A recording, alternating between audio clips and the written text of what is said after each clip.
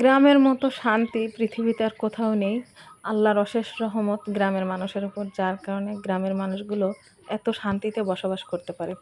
আসসালামু আলাইকুম, কেমন আছেন সবাই? আশা করি সবাই ভালো আছেন, আমিও আলহামদুলিল্লাহ ভালো আছি। তো চলে আসলাম নতুন একটা ভিডিও নিয়ে। আজকে আমি রান্না করব খুদের ভাত লাউ শাক দিয়ে, মানে খুদের খিচুড়ি আর কি। আমার খুব ভালো লাগে খুদের খিচুড়ি, তার জন্য আমি চলে আসছি আসলে শাক কাটতে। আর এই শাকগুলো দেখে আপনারা নিশ্চয়ই চিনতে পারছেন, কুমড়ো শাক বলি আমরা একে।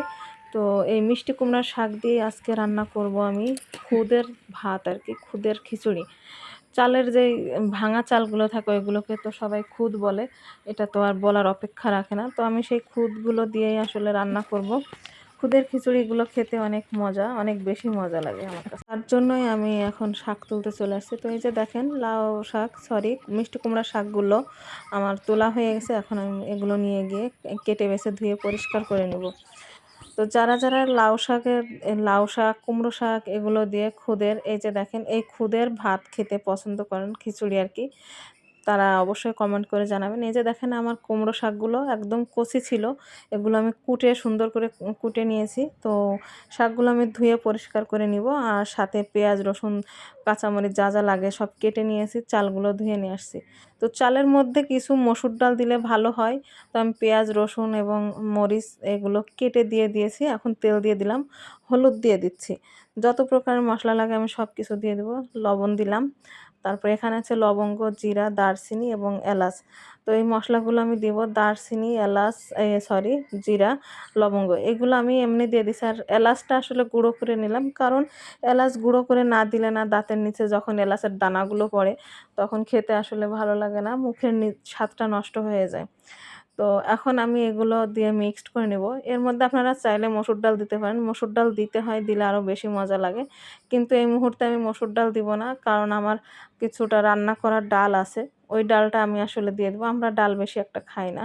তো রান্না করছিলাম কালকে, সে ডাল রয়ে গেছে।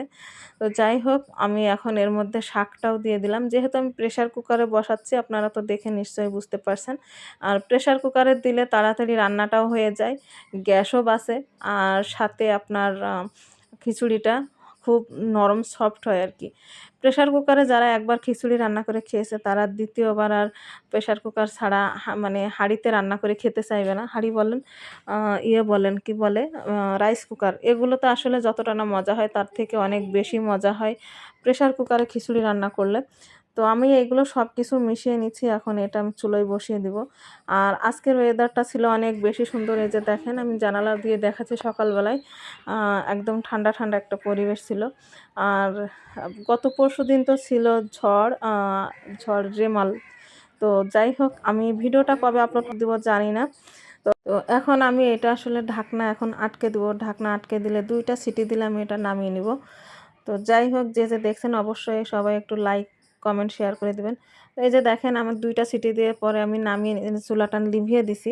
আর চুলা নিভানোর পরে 10-15 মিনিট পরে ঢাকনাটা খুলতে হবে, কারণ ফ্যানটা থেকে গেলে আর ভালো লাগে না, পানি থেকে গেলে। তো যাই হোক, আমার খিচুড়ি রেডি, খুদের খিচুড়ি রেডি হয়ে গেছে।